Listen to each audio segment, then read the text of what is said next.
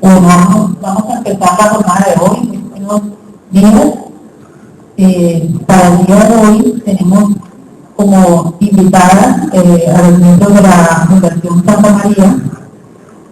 La Fundación Santa María tomó su nombre como un homenaje a María Paula Santa María, una carismática mujer trans, figura pública en el arte del transformismo en Cali y en Colombia, quien murió por abandono hospitalario el 21 de mayo de 2004. El 19 de julio de ese mismo año nació la Fundación Santa María. La Fundación Santa María es una organización social de Santiago de Cali sin ánimo de lucro, cuya misión es promover la autodeterminación de las personas trans en la participación, promoción, defensa, garantía, vigilancia y movilidad de los derechos humanos para la incidencia en políticas públicas y Estado que permitan el reconocimiento de la diversidad sexual y género, la inclusión social y la ciudadanía plena de las personas trans a través de redes nacionales e internacionales. La Fundación Santa María tiene tres líneas de acción principales: están los derechos humanos, la salud y la educación. En los derechos humanos se propone denunciar y visibilizar la situación de violación de derechos humanos de las mujeres trans, promover el acceso a la justicia, reducir la impunidad en los casos de violación de derechos humanos, promover e informar sobre los derechos de la población, reivindicar social y políticamente el reconocimiento de los derechos humanos de las mujeres trans. Respecto a salud, se proponen eliminar las barreras de acceso por estigma y discriminación a los servicios de salud, promover protocolos de atención integral específicos para las mujeres trans, sensibilizar al personal médico, administrativo y sanitario de las instituciones de salud, promover una respuesta efectiva y el acceso universal frente a la pandemia de VIH y SIDA y despatologizar las identidades trans. Respecto a la línea de educación, se propone promover y facilitar el acceso y permanencia de la población trans en el sistema educativo, promover el respeto y el reconocimiento de la diversidad sexual y los géneros al interior de las instituciones educativas. Bueno, el informe de derechos humanos que se va a presentar hoy ha sido ya presentado en el Centro Cultural de Cali, en la Universidad Inca de Bogotá, en la Oficina de la Alta Comisión de las Naciones Unidas, en la Personería Municipal de Tuluá, y ya esta es la segunda vez que se presenta en Cali, que ya se ha presentado en el Centro Cultural de Cali. Pues para nosotros es una gran satisfacción porque nos hayan aceptado la invitación de presentarlo aquí. El informe de derechos humanos de las mujeres trans está orientado a la visibilización de la situación de violación de derechos humanos que enfrentan las mujeres trans y busca contribuir a la visibilidad del respeto y garantía de sus derechos. Su inclusión y visibilización y representa un gran logro en términos de influencia pública y política para la ciudad del país. Este informe fue preparado por la Fundación Santa María y por Observatorio Ciudadano de Derechos de las Mujeres Trans, que es una herramienta de la Fundación mediante la cual ellas observan, analizan y hacen seguimiento a la compleja situación de vulneración de derechos humanos que enfrenta la población trans en la ciudad de Santiago de Cali y pues también en otras ciudades de Colombia. Bueno, para el día de hoy van a intervenir 5 miembros de la Fundación Santa María. Angeli Lorena Corrales, coordinadora del área de salud; Estel Cicerón, facilitadora de procesos; Valeria Herrera, facilitadora de procesos y apoyo técnico institucional; Federico Ruiz Mora, de la Dirección de Procesos de la Tecnología y las Comunicaciones; y Pedro Julio Pardo, que ocupa la Dirección de Procesos institucionales. Bueno, los dejo con ellas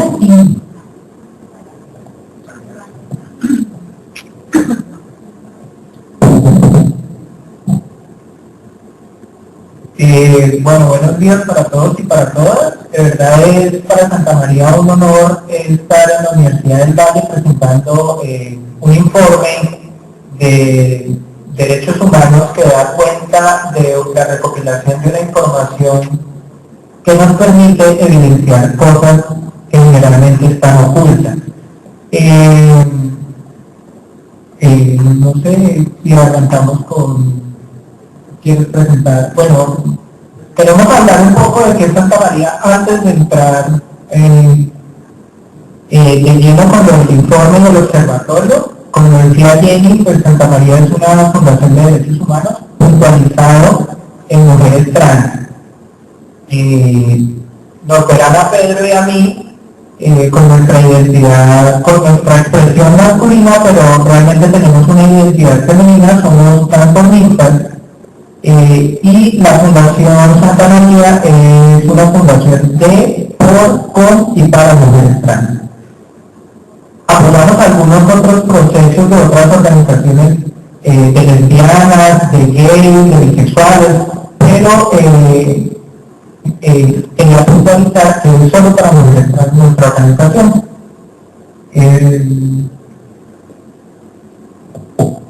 No sé si nos presentamos. Pues yo como generalmente yo me voy a poner a fingir poco fingida hoy, entonces yo soy muy simple y en esos 566 que tengo me quiero sentir con toda la comodidad como creo que es la experiencia y la invitación que nos hace la universidad a través de la profe Jerry a contar un poco de la experiencia de investigación social que hemos hecho en Santa María Fundación, pero ella me nombró muy querida, pero como creo no todas y todos saben quiénes somos nativos, entonces por aquí por la derecha con mi hermana. Buenos días para todos y todos, mi nombre es Ángel Hidolina Corrales, hago parte del equipo de Santa María Fundaciones en 5 años, es trabajadora sexual, coordino el área de salud y también coordino el área de mujeres trans privadas de la libertad en la cárcel Villahermosa y en Jamundí. Bueno, yo soy Pedro Julio Paso, según como lo dice la Cruz de la Ciudadanía, pero por esto va participando Débora Espinal, la compañera dice es trabajadora sexual, yo soy trabajadora sexual ad honores, no cobro, porque cualquier cosita no se la nos podemos pedir. Bueno, mi nombre, como decía Pedro, en la cédula es Federico Ruiz, pero en mi identidad como transformista, mi identidad femenina es Chica Shai. Hago parte del equipo de trabajo de Santa María desde sus inicios, soy cofundadora de Santa María Fundación y estoy muy asustada. ¿Verdad? Buenos días para todos y para todas. Mi nombre es Cristina Cerón, soy facilitadora de procesos y una gran experiencia para mí pertenecer al equipo de trabajo es el empoderamiento y el conocimiento de diferentes. Muchas gracias. Buenos días, está más miedo a la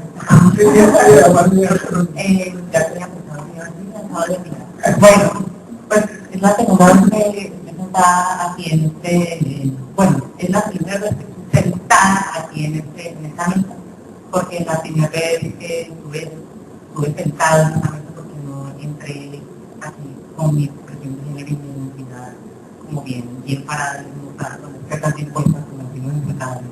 Mi nombre es Barney Somers Herrera, pues me presento como Barney Herrera, soy estudiante de una licenciatura en educación popular, pues soy un quinto semestre, pues por cuestiones emocionales, personales y por mi salud mental, y estudiar, pero ya vuelvo, probablemente nos vamos a ver algunas aquí. Tengo 23 años, creo que soy la más joven en la carrera de Santa María, y pues, ¿te parece?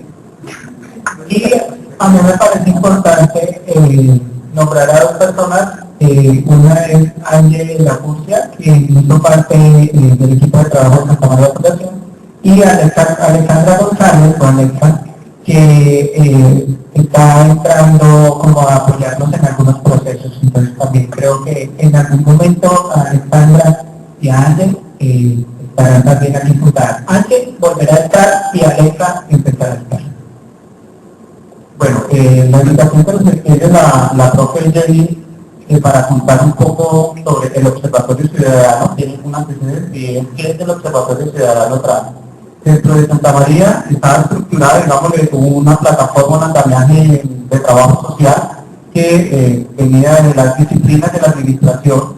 La hemos estructurado a través de 4 líneas de trabajo con interés de Santa María, llamamos líneas de transformación, a propósito de esas cosas tan raras de lo trans.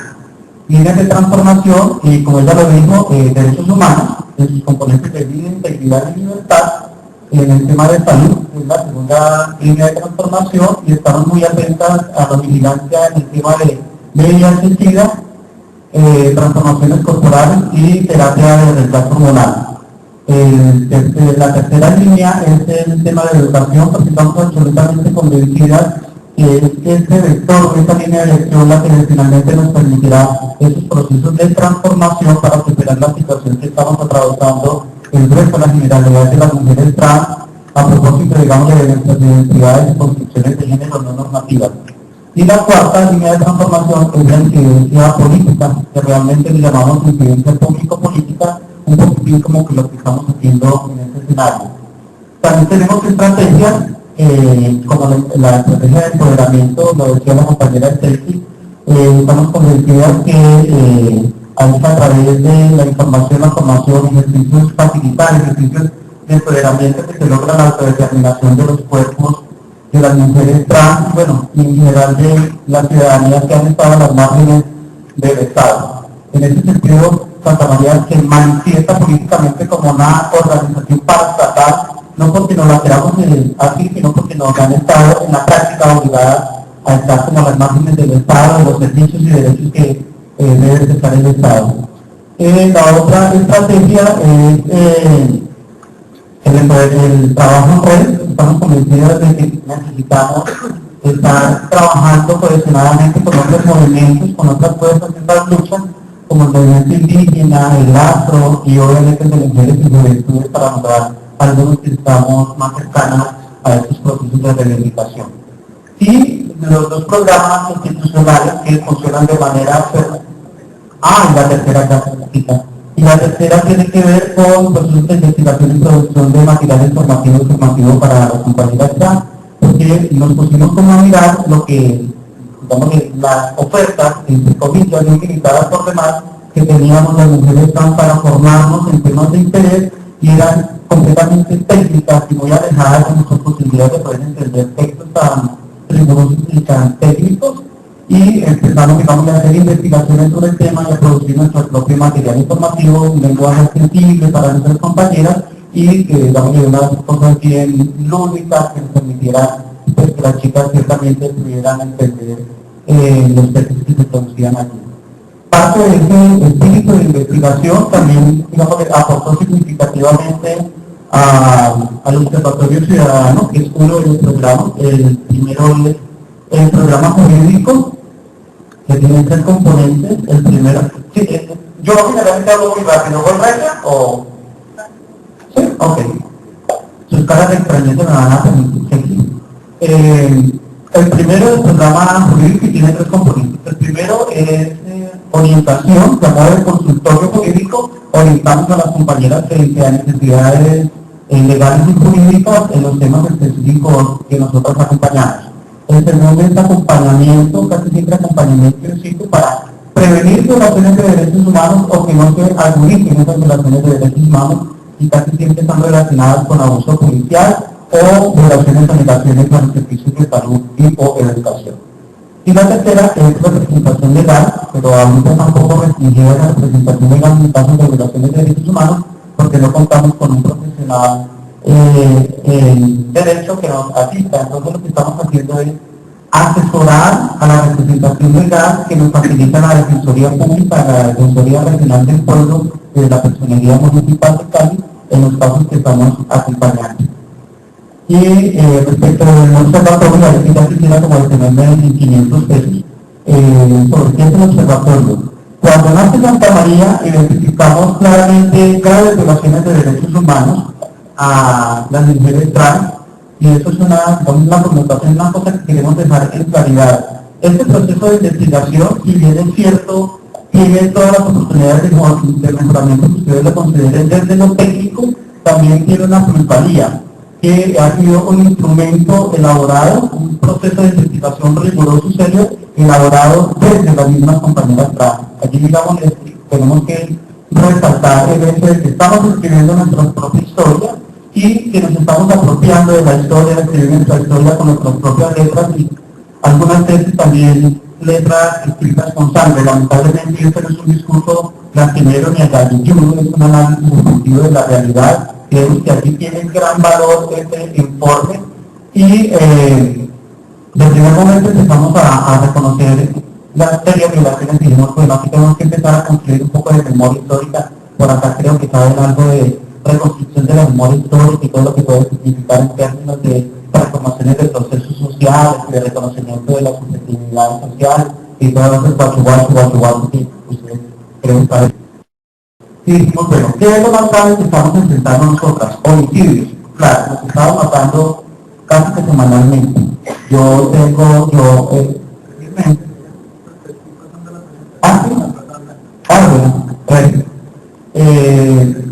Valerie es la menorcita, yo creo que puedo ser la más experimentada de Santa María, y desde que yo me tiré a la calle a identificarme o que me identifiqué con esas personas que estaban en la calle también, mis padres y mis hermanas, empecé a ser objeto también de múltiples violaciones de derechos humanos, pero sobre todo a ver a mis compañeras siendo objeto de esas violaciones. Los homicidios que dijimos, bueno, aquí nos están matando, pero parece ser que no nos estuvieran matando porque nadie sabe que nos están matando solamente nosotras. Entonces como que es una experiencia allí que nadie me da cuenta de eso y dijimos, bueno, empecemos a registrar al menos de manera somera que están matando a fulanas y a sultanas y digamos, en una forma muy sencilla, muy básica, el nombre de la chica, la fecha en que había sido asesinada, el lugar y el móvil que había asesinado y el presunto agresor de ese homicidio. Y un formato supremamente sencillo que con el tiempo se ha ido mejorando. El segundo tema de preocupación obviamente tenía que ver con el abuso policial y empezamos a registrar casos de abuso policial porque esta institución del Estado, si bien es cierto, ya permaneció en un diálogo con nosotros desde el momento en que nos constituimos como organización social. También es cierto que no ha dado los mejores resultados, al menos los que nosotros esperamos en el marco de un Estado social y democrático de derechos como se presume en Colombia. Y el tercer tema de alta preocupación tenía que ver con el tema de salud. Nuestras compañeras no eran atendidas o eran mal atendidas, eran discriminadas, siguen siendo discriminadas y excluidas de la prestación de los servicios de salud. Den un algo para cuestionar, nosotros no entendemos un servicio sino un derecho de salud y muestras, digamos, por transformaciones corporales de manera inadecuada porque no hay una parte institucional que nos permita transformar nuestros cuerpos de acuerdo a nuestro sentir y pensar y bueno, hacemos uso de lo que tenemos a mano y casi siempre lo que tenemos a mano son siliconas industriales, parafinas líquidas, aceite de cocina, porque queremos vernos como nos sentimos y nos pensamos con las siluetas y las corporalidades de esas otras mujeres a las que queremos y respetamos muchísimo. Eso significó que dijéramos, esa vaina la vamos a empezar a registrar, pero finalmente, ¿cómo lo vamos a hacer? ¿Eso para qué va a servir ese registro? Dijimos, bueno, hagamos una cosa que finalmente hoy se llama el Observatorio Ciudadano. Es un observatorio, claro que es un instrumento que da cuenta de la vigilancia, la garantía, acceso y disfrute de los derechos que se supone el Estado debe garantizar ciudadano, porque es desde la base comunitaria, y trans porque es, digamos, la especificidad identitaria de esta ciudadanía que está consiguiendo ese observatorio. Después de nuestros esfuerzos y tratar barreras para poder imprimir la información que hemos sistematizado desde el 2005, desde el año en que nosotras nos constituimos legalmente, incluimos en este informe esos tres capítulos, el capítulo de dignidad, los componentes de vida, integridad y libertad, el segundo capítulo es el capítulo de salud, el tercero es un capítulo que se incluye sobre mujeres trans privadas de la libertad, y pensando también un poquitín sobre esta nueva moda que es de la interseccionalidad. Dijimos, pues miremos a ver cómo le ajustamos a ese cuento de la interseccionalidad mirada no desde una estructura académica y rigurosa como frecuentemente se ve un poco frío y distante de la realidad, esto es una invitación para que se lo vayan intentando. Y dijimos, hagamos un capítulo sobre interseccionalidad y múltiple discriminación. Y se escribió un capítulo sobre una mujer trans indígena, un artículo sobre una mujer trans indígena cuya autora es Stacy, pero que se define obviamente como una mujer trans indígena. Ella cuenta un poquitito lo que significa haber sido objeto de discriminación por ser trans, por ser indígena, tanto desde las urbes, los colectivos indígenas, como también en una urbe como Santiago de Cali, que se presume con una alta presencia étnico-racial distinta a la blanquita afectada, y ella, digamos, cuestiona algunas cosas muy significativas.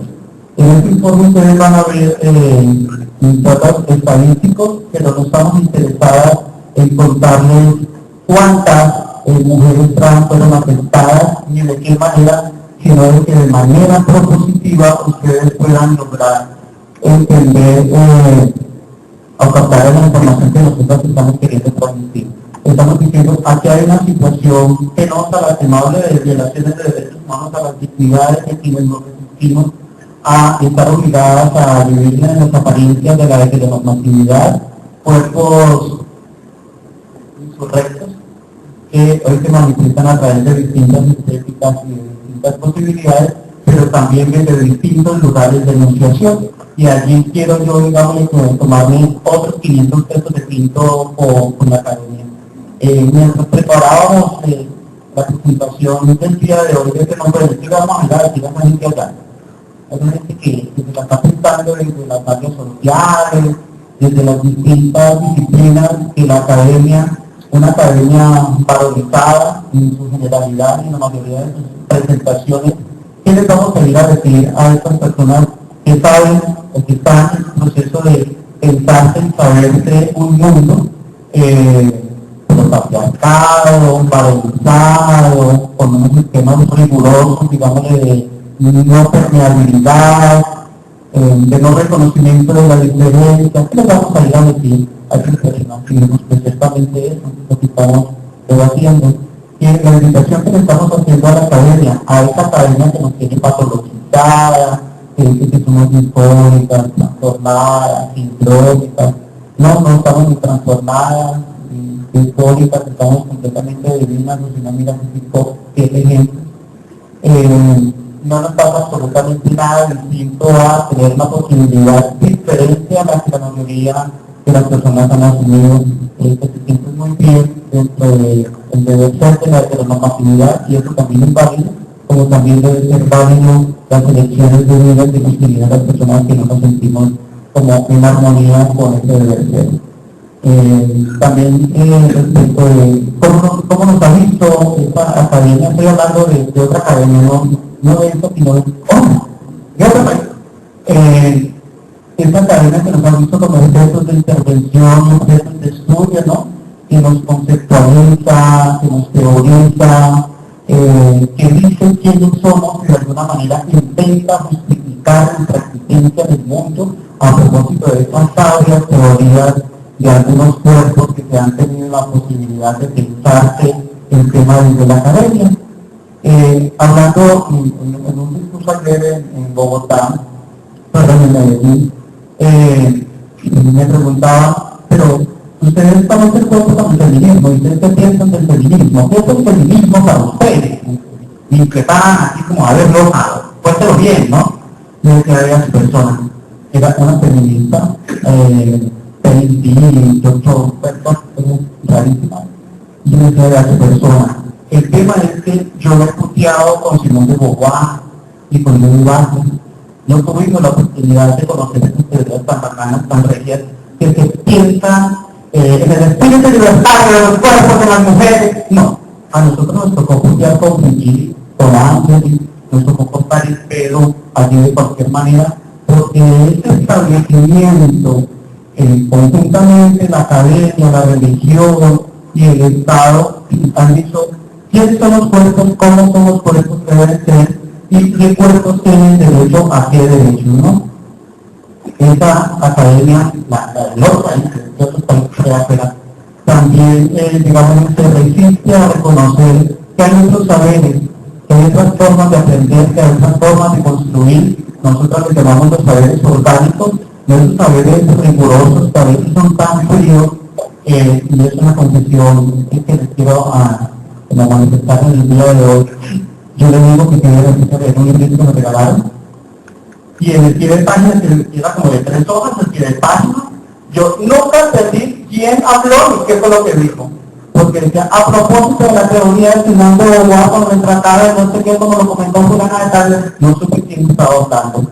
Y eso es muy válido, digamos, para quienes entienden y quienes han tenido el acceso de entender esa lógica y esa manera de pensar el mundo, es muy válido. Pero también debe de ser válido, y es lo que estamos proponiendo finalmente, y es lo que queremos que quede claro aquí, que tenemos que darnos un diálogo respetuoso, armónico y propositivo sobre estas disciplinas de las ciencias sociales, de guachuguacho, entren en armonía y respeto con las otras disciplinas, las otras formas de pensar y de construir pensamiento y saberes, ese saber orgánico que se construye en las calles.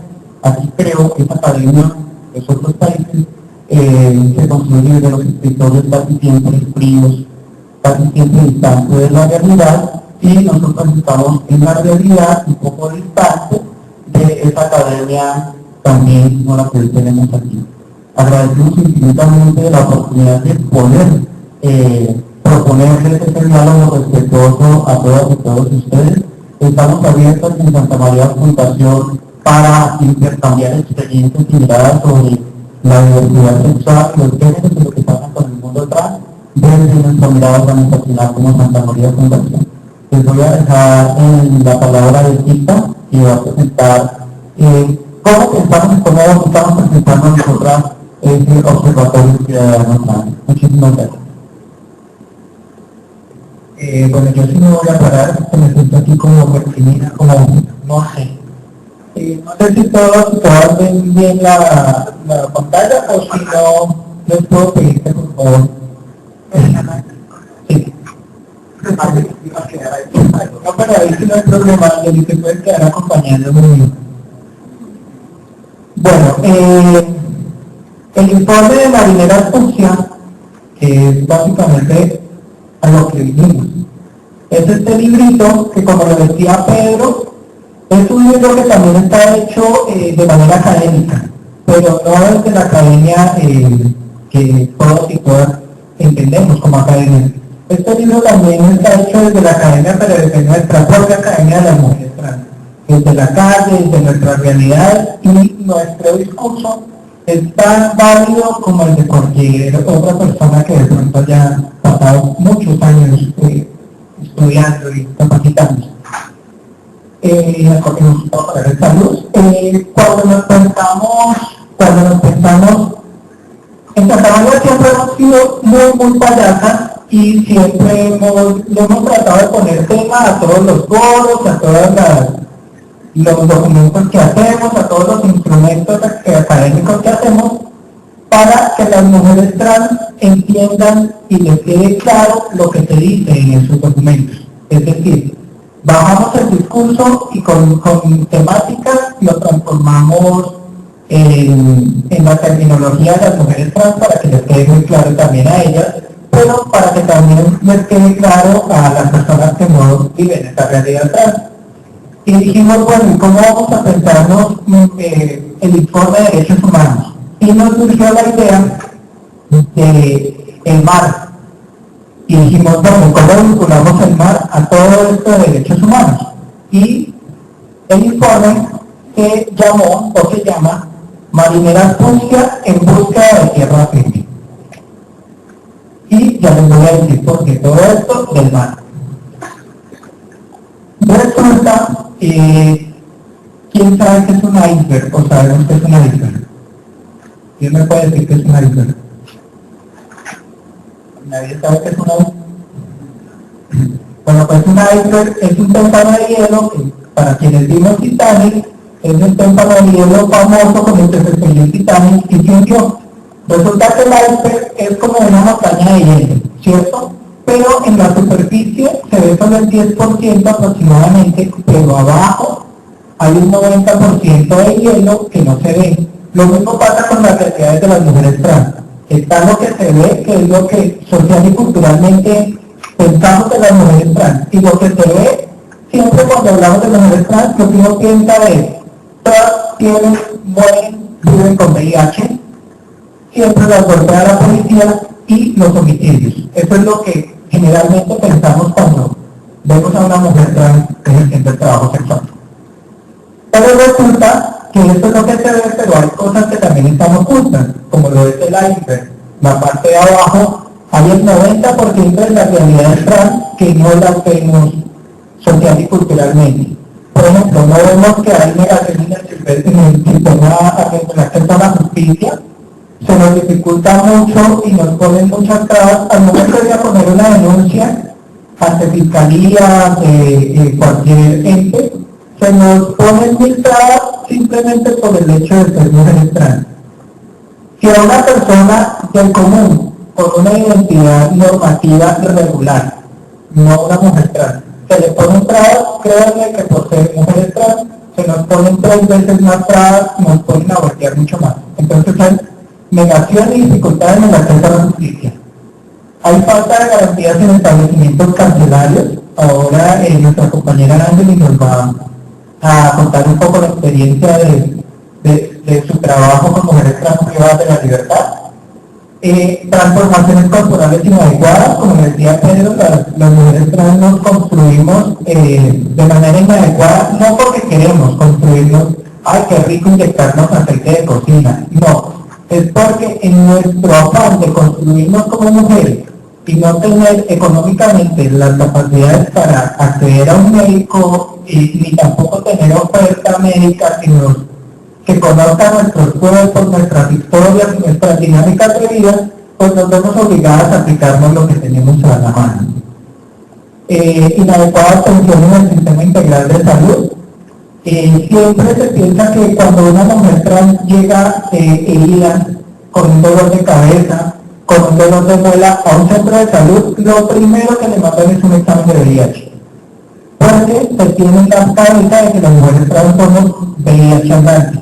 Pues resulta que las mujeres trans somos personas comunes y corrientes y también nos duele el hígado, también nos da dolor de cabeza, gripa, y violencias derivadas de las múltiples discriminaciones. A las mujeres trans nos siguen discriminando en lugares públicos, social y culturalmente nos siguen gritando vulgaridades en la calle.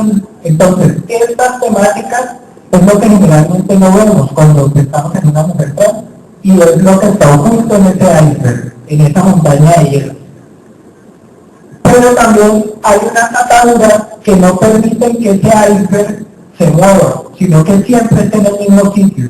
Esas ataduras son como unas anclas que mantienen estático esas problemáticas. Esas ataduras son la academia, como lo decía Pedro, porque nos siguen patologizando, nos siguen incluyendo como enfermos mentales, disfóricas de género. La iglesia, que es otra atadura, que a través de su discurso moralizador nos manda al infierno, o sea, si somos mujeres trans estamos condenadas al infierno. El gobierno que no permite que hayan políticas para las mujeres trans, la sociedad que nos sigue discriminando en sitios públicos y nos sigue agrediendo, y todas estas ataduras se transforman en un ancla mucho mayor que es la transfobia. Y la transfobia es el odio, rechazo, burla, discriminación que se ejerce contra las mujeres trans. La homofobia es contra personas homosexuales, pero las mujeres trans no necesariamente somos homosexuales. Entonces, denominamos transfobia, odio hacia las mujeres trans. Ese es como el ancla mayor que no permite que ese iceberg se mueva. ¿Y hacia dónde sería bueno que se moviera ese iceberg? Hacia una tierra firme. Y esa tierra firme es la búsqueda de los derechos humanos. La idea es que esas problemáticas se empiecen a mover hacia esa tierra firme, que es la defensa y garantía de los derechos humanos. En esa tierra firme, lo denominamos el quinto elemento, una luz que guía. En esa tierra firme, en esa costa, Santa María Fundación es un faro que tiene una luz que guía a esas problemáticas hacia la tierra firme. Lo que hacemos con nuestras acciones al interior y exterior de Santa María, lo que hacemos, por ejemplo, en este espacio, es visibilizar eso. Eso es una luz que guía que permite que esas problemáticas se hablen, se toquen y ese iceberg se empiece a mover hacia la defensa y garantía de los derechos humanos. Pero ¿por qué decimos una luz que guía? Porque la idea es que Santa María Fundación no sea el único faro. A lo largo de la costa hay miles y miles de faros, y que las mujeres trans empiecen a llegar hacia esos faros, hacia las diferentes organizaciones, empoderen ellas mismas, empiecen a hacer sus propios faros, y que Santa María no se quede como la única luz que guíe, que sean muchas luces que guíen en diferentes municipios, departamentos, países, para que también haya un trabajo articulado y un trabajo en red. También para que ese iceberg pueda llegar a la tierra firme, que es la defensa de los derechos humanos, hay unos vientos de esperanza, que son esas personas que apoyan las dinámicas de ese faro o de Santa María para que se visibilicen también esos derechos vulnerados. Estos vientos de esperanza son la comunidad internacional. Santa María ha visibilizado todas estas problemáticas de manera internacional a través de la Red Latinoamericana de Personas del Caribe, de Personas Trans del Caribe, a través de la OMST, Organización Mundial contra la Tortura, la Comisión Interamericana de Derechos Humanos. Entonces, es visibilizar estas problemáticas que pasan en los territorios que nadie visita, pero visibilizarlo a nivel internacional. Y otro viento de esperanza son los actores sociales. Como le decía Pedro, es importante crear estrategias y alianzas estratégicas con otros actores sociales de otros grupos poblacionales, con afrodescendientes, con indígenas, con desplazados y desplazadas. ¿Por qué? Porque resulta que nuestra población, la población de mujeres trans, se transversaliza en esos grupos poblacionales. Es decir, tenemos mujeres trans que son desplazadas, tenemos mujeres trans que son afrodescendientes, indígenas, en situación de discapacidad. Entonces, las mujeres trans nos transversalizamos en esas otras poblaciones. Y ahí es importante empezar a hacer una red con esos actores sociales que permitan visibilizar más esta situación. Este es todo el gráfico, ya completo, lo que se ve, lo oculto, las ataduras, la tierra firme, una luz que guía y los vientos de esperanza. Ese es como todo el concepto gráfico, y así nos pensamos la forma de transmitirle a la ciudadanía todo lo que venía más adelante en el informe. Bueno, voy a hablar así rapidito, desglosado, porque esto es algo largo lo del informe. Y el informe tiene varios capítulos. Lo primero que se ve en el informe es una contextualización antecedente de la situación de mujeres trans en Cali, y ahí pues hay estadísticas, algunos recortes históricos de periódicos amarillistas, pero pues que era la única forma de contextualizar y recabar información de esta época, que todavía seguimos apareciendo en periódicos amarillistas, pero en esa época eran un poco más crudos. Un mapa de Cali donde hicimos algunas zonas de alto riesgo, zonas de desplazamiento, en donde se hacía más el trabajo sexual, donde eran más vulnerables los derechos, más antecedentes en medios de algunos periódicos de los años 70 y 80.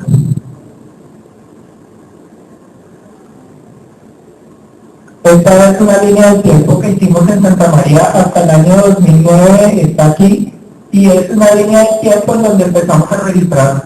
Las estrellas fucsias son homicidios contra mujeres trans. Las estrellas fucsias, voy a hacer un paréntesis, es una campaña que sacó Santa María Fundación, copiando un poco la idea de las estrellas amarillas de tránsito, que es donde hay una estrella amarilla, es donde ha habido una víctima por algún accidente de tránsito o atropellada por algún accidente de tránsito.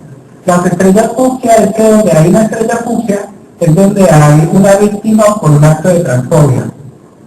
Entonces ahí tenemos registrados hasta el 2009, pues, en esa línea del tiempo, algunos actos de violencia. Aquí vemos por las estrellas fucsia.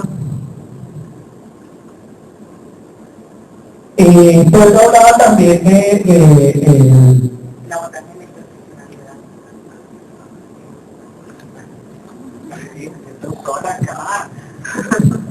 Pues Santa María Presencia es un ejemplo muy importante, la verdad, de la interseccionalidad, pues porque es necesario también analizar las distintas aristas a través de las cuales se vincula un cuerpo a la sociedad, ¿cierto? Y también asimismo es discriminado o es aceptado en la sociedad.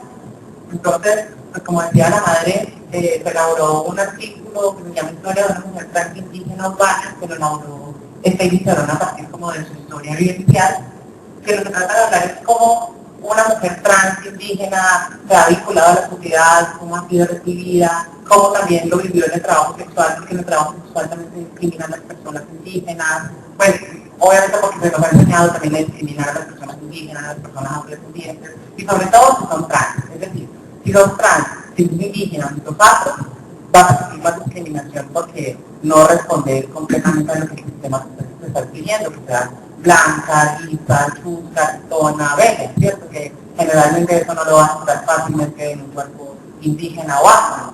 Entonces, para Santa María Comisión siempre ha sido muy importante, como venía diciendo, la base de interseccionalidad, que no solamente lo hacemos desde la parte indígena o de discografía, sino que también intentamos agregar otras, muchísimos enfoques diferenciales que nos permitan hacer un análisis mucho mayor de la realidad y la situación de las mujeres trans en Cali. Y eso es, con eso me quiero referir a que, claro, es importante analizar lo que pasa en términos de salud, de derechos humanos y todo, pero también es muy importante esto porque es que eso permite hacer un análisis mucho más macro de la situación de derechos humanos de las mujeres trans, en muchísimos más ámbitos. De hecho, estaba pensando intervenir ahorita porque, pues también como soy estudiante de aquí, y yo cuando me encontraba aquí en la academia antes me hablaba de Santa María y decía, ay, cuando me leía un texto de tan divino que sería trabajar con las francesas, o ay, leí esto, la profesora dijo esto, sería divino ir allá, y evidentemente a ellos que trabajemos ese tema porque el tema es importante, porque me parece divino, ¿no es cierto? Cuando en realidad la academia realmente no escucha finalmente o debería abrirse a escuchar las propuestas que las organizaciones tienen respecto de su realidad, respecto de la vivencia, ¿cierto? Entonces, pues, primero quería hacer esa pequeña intervención. Entonces entré a Santa María y pues yo iba pensando muchísimas cosas desde lo que había aprendido, el saber popular y todo el drama. Cuando en realidad me encontré con el tema de la interseccionalidad, que nunca había trabajado en mi carrera, yo había dicho, bueno, pero es que es cierto, esto no lo tocamos acá y lo veo muy importante, además de que en Santa María, de hecho, se ha trabajado el tema y se ve la necesidad de trabajar en él y de profundizarlo. Y dije, pues cierto, quiero decirle a la academia que sí. Necesitamos, de hecho, estudiantes que nos apoyen en procesos de investigación, a tecnificar las cosas, a mejorar, a aprender, a cualificarnos. Pero también necesitamos ser escuchadas, también necesitamos que la academia nos diga, listo, yo tengo esta propuesta, pero ustedes cómo pueden mejorarla o qué contrapropuesta tienen. De eso estamos súper abiertas a este tema. No, pero como es un punto es cierto, el tema de la interseccionalidad, decía yo otra vez en decir, ¿qué es la interseccionalidad? La interseccionalidad es reconocer que una persona que cruzan múltiples discriminaciones, si es afro, si es urbana, si es mayorcita de edad, si está en situación de discapacidad, pero creo que frecuentemente esa interseccionalidad no reconoce el resultado de la interseccionalidad. Me explico. Esta academia no reconoce el lugar de enunciación que tiene ese cuerpo intersectado por estas múltiples discriminaciones. Vuelve y lo conceptualiza, vuelve y lo teoriza, vuelve y lo trata de explicar, inclusive lo esencializa y lo positifica, es una vaina, es un objeto de análisis, pero nosotros pensamos que la interseccionalidad es el reconocimiento del lugar de enunciación como una lucha política, una resistencia y una apuesta de transformación de esta interseccionalidad, de el resultado de la interseccionalidad. Y por eso es que para nosotras es muy importante reconocer la interseccionalidad. No sé si haya sido claro, digamos, con la idea que tenemos aquí respecto de qué es este tema de la interseccionalidad, cómo se disputa, cómo se es indígena y cómo se travesti, la que se interpreta.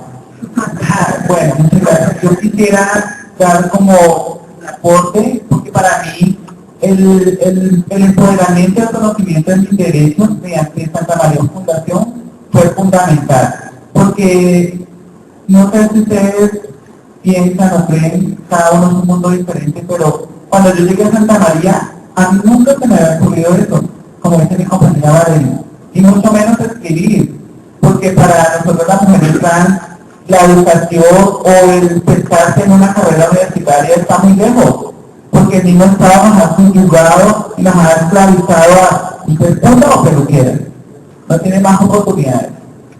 Entonces para mí el poder sentarme, escribir y tener el apoyo de todo mi equipo de trabajo, de aconsejarme y darme ese conocimiento de expresarme. Para mí eso es la palabra clave, expresarme y tener esas vivencias que no son ni extrañas ni de otras formas, sino de mi vida propia. Y para mí es una oportunidad maravillosa que da como el principio de un camino hacia las otras mujeres trans que viven detrás mío en todas las áreas, sean afro, sean indígenas, desplazadas, y esto es un apoyo maravilloso. Yo creo que esperamos escuchar en estos espacios también hace 10 años una mujer trans que se parara y hablara frente a la academia y todos estos estudiantes. No se pensaba, pero ¿qué ha hecho Santa María? Eso, marcar un antes y un después. Y para mí eso es algo que lo valoro profundamente, y este artículo es como mi hijo, como mi gran aporte a esta sociedad heteronormativa, pero que también tenga en cuenta que el enfoque diferencial hacia las mujeres trans o personas trans, sean mujeres trans o hombres trans, tenga una validez y un reconocimiento. Gracias.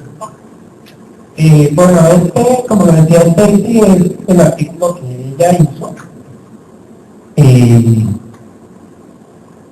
Y el informe está dividido en 3 capítulos. El primer capítulo es dignidad humana y es violaciones de derechos a la vida, a la libertad y a la integridad de las mujeres trans. Nótese que todo la identidad gráfica tiene relación al marinera sucia. Ahí hablamos de homicidios de mujeres trans, que es el primer tema que tocamos en este primer capítulo de la dignidad humana.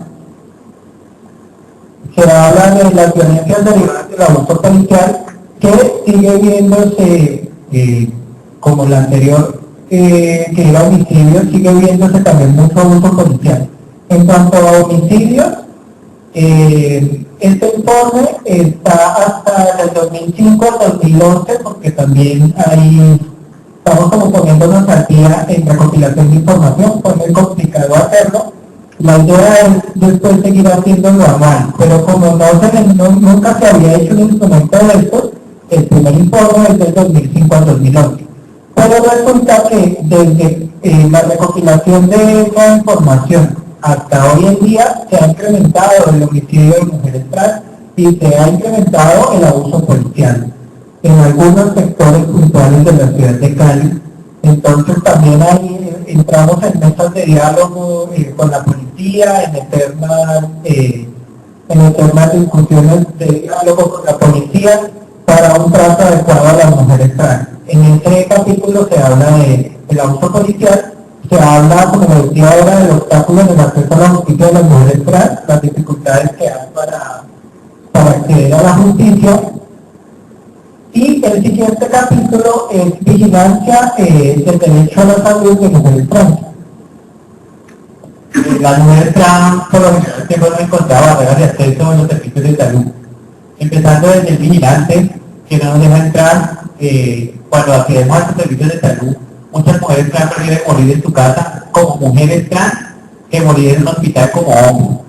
Cuando llegamos heridas a los hospitales o a los centros de salud, cuando el vigilante pone su primera barrera, es que no nos deja entrar, porque piensa que somos personas no aptas para la sociedad, que somos delincuentes, que podemos hacer relajo. Los mismos médicos que son personas estudiadas, que se burlan de nosotros para atendernos, a ver quién atiende a la que está allá, quién llegó la marica, y me perdonan la palabra coloquial. ¿No? Entonces, para nosotros es muy incómodo que nosotros lleguemos y la gente se empieza a burlar de nosotros a ver quién la atiende. O sea, hagamos una repita a ver quién la atiende. Cuando hablábamos de transformaciones corporales, muchas personas dicen, sí, no le meten eso porque quieren. ¿Para quién las van a meter eso? No, nosotros es por reafirmar nuestra expresión de género, porque no contamos con la plata para hacernos una buena cirugía, y como tenemos que reafirmarnos y estamos en una estética donde es 90, 60, 90, y la competencia en el trabajo sexual, la vida es la más bonita, entonces nosotros queremos ser también la más bonita. Entonces, como no tenemos para el 5 millones, entonces nos metemos en la frente. Cuando llegamos allá a los hospitales, pero usted va a metido eso, usted quiere morirse. O sea, no tenemos cómo sacarse de eso. O sea, empiezan muchas barreras de acceso. Lo que decía mi compañero Federico sobre el VIH. Nosotros las mujeres ya no podemos enfermarnos. O sea, nosotras vamos al médico y, VIH. ¿Ya te hiciste la prueba? Es lo primero que te preguntan. No, es que vengo porque tengo un dolor. No, VIH. Primero VIH y después sí que hacemos el examen porque es que usted es como tan promiscuo. Entonces, yo pienso que tú tienes como VIH. Nomás mirando a los ojos sabes que tengo VIH. No, ya VIH porque es prostituta, ella no tiene la calle ya. ¿Usa condón? ¿Tienes pareja? No, VIH, gorda. Tienes VIH. Primero porque te duele la amor por el VIH. Entonces tenemos muchas barreras de acceso. Como les contaba al principio, nosotras, yo hago con muchas mujeres trans, donde las mujeres trans me dicen, no, porque es que lo primero que empiezan es a tratarme como hombre. O sea, es que tú no eres mujer, pero sí tampoco soy hombre. O sea, si tiene el equipo, vamos a poner, pero yo no, ni estoy allá, ni estoy acá, pero yo quiero estar en una parte donde me sienta cómoda, donde yo me pueda recuperar. Pero si me ponen una cara de hombres, donde los hombres van a estar todos, el van a estar ocupados de su enfermedad, van a estar mirando a ver si me salió la barba, si a la marica se les corrió el brasier. No como a mejorar. Teníamos el caso de una chica que estuvo en el hospital departamental, donde estaba gravísima. Y era por la situación donde la tenían por los hombres. Ella no se dejaba ni ver, todo el día mantenía así tapada. La pasaron una enfermera muy consciente de este caso, la pasó a sala de mujeres. La chica en una semana se recuperó, porque estaba más cómoda, porque se sentía mejor. Pero eso muchas personas no han podido entender. Aquí nosotros hemos hecho una campaña que se llama Vacúnate contra la Chapolla, que sale la más bonita yo. Donde le explicamos a los médicos y a todo el personal asistente, porque no únicamente es sensibilizar médicos, sensibilizar vigilantes, sino sensibilizar a la sociedad también, a las personas que asisten a estos centros hospitalarios. Porque la burla para nosotros es, un ejemplo, semejante monumento y que me llamen por un nombre de hombre y estemos aquí todos. Yo no me voy a parar, porque todo el mundo las miradas van a ser para mí. Porque van a llamar Pedro Pablito, que va a hacer trozo de mujer todo. Es Pedro Pablito. ¿Sí? Se llama Pedro Pablito. Puede causar risa, pero para nosotros es incómodo, porque yo me llamo Ángel Lorena Corrales, y así me identifico porque soy una mujer trans. Yo quería también aportar algo y en el tema de salud, y obviamente una de las afectaciones más cotidianas es el VIH, y esto también tiene que ver obviamente con nuestras historias de vida. Y ahí en el tema de VIH hace falta también conocimiento de los profesionales y acercamiento a nuestras realidades de vida. ¿Y por qué lo digo? Porque una mujer trans que vive con VIH, el profesional le dice, mira, tú vas a vivir con VIH, pero entonces tienes que tomarte estos 5 antirretrovirales, uno en la mañana, ojalá bien desayunar, no vayas a comer nada graso, nada no sé qué. Tiene también pero la mujer trans para sobrevivir tiene unas dinámicas de vida, es decir, el médico no le pregunta si toma trago por la noche, el médico no le pregunta si duerme bien, el médico no prepara el tratamiento a las mujeres trans conforme a la realidad de las mujeres trans. Entonces ahí también tenemos una dificultad para que las mujeres trans sigan los tratamientos. No es porque no quieran seguir el tratamiento, es porque el médico no piensa los tratamientos con las realidades de las mujeres trans. Y allá hay otro desafío que creo que es la academia,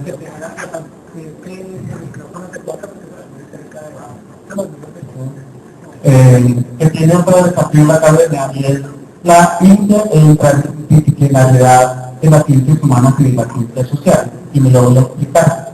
Cuando una mujer trans, voy a poner a mi compañera Angeli, a un servicio de salud, con un caso específico, hay opciones, entre comillas, supongamos que la atendieron muy bien, que el portero no le hizo el triage, sino que de manera muy accesible la dejó ingresar, y ella va por un caso específico que cuando viendo los riñones, que es una molestia allí y que le preocupa, y la van a remitir a un podólogo. Pero también ella necesita en su biología, en su cuerpo, una atención de ginecología. Esta palabra que a mí cuesta tanto trabajo. Pero creo que tendría que darse un servicio de ginecología. Si no hay un servicio de ginecología, es decir, que funcione la ginecología con la urología, porque un cuerpo de una mujer trans o de un hombre trans precisa frecuentemente una atención integral en ese sentido, ¿no? Y el otro tema es que no se han hecho investigaciones serias, de hecho no se han hecho investigaciones sobre lo que significa en el cuerpo de una mujer trans, el tratamiento el tratamiento antirretroviral para el caso de VIH versus el tratamiento hormonal, versus el tratamiento hormonal. Me explico. Una mujer trans que tenga un diagnóstico positivo para VIH y que precise de tratamiento antirretroviral, frecuentemente entra en choque con su tratamiento hormonal.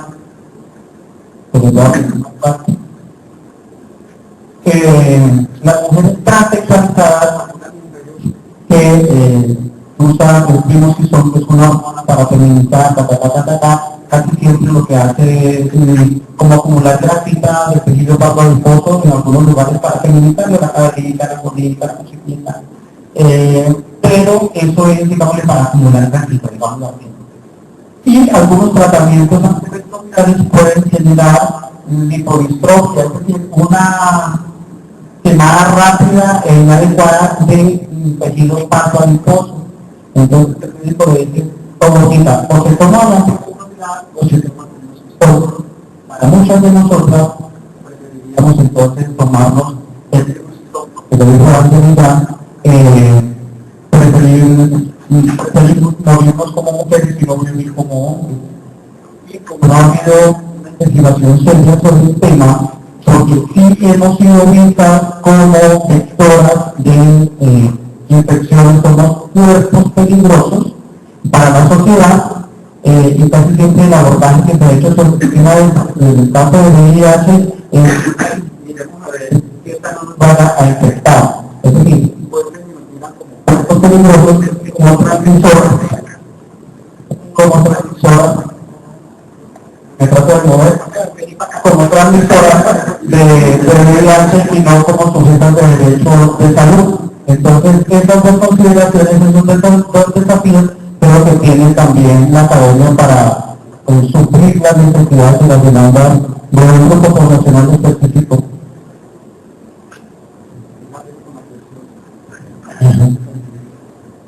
Bueno, de esto ya hablaron, pero es de lo que se toca también. Todo lo que habló Ángel y Pedro es lo que se ve en este capítulo de afectaciones a la salud. violaciones del derecho a la salud relacionadas con el VIH, transformaciones corporales inadecuadas, y el tercer capítulo es situación de derechos humanos de las mujeres trans privadas de la libertad, que es donde Angeli hace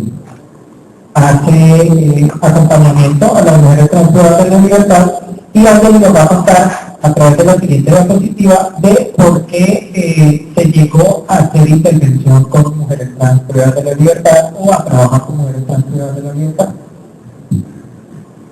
Como decía mi compañera Stacy, para nosotras, este es el artículo el capítulo que yo escribí, donde ustedes van a encontrar el feminismo de una academia, pero van a encontrar las vivencias de las mujeres trans, porque las oportunidades a nosotros nos fueron negadas. Entonces, de pronto a veces escribimos como hablamos, pero lo hacemos con el corazón y dando una realidad de lo que pasa.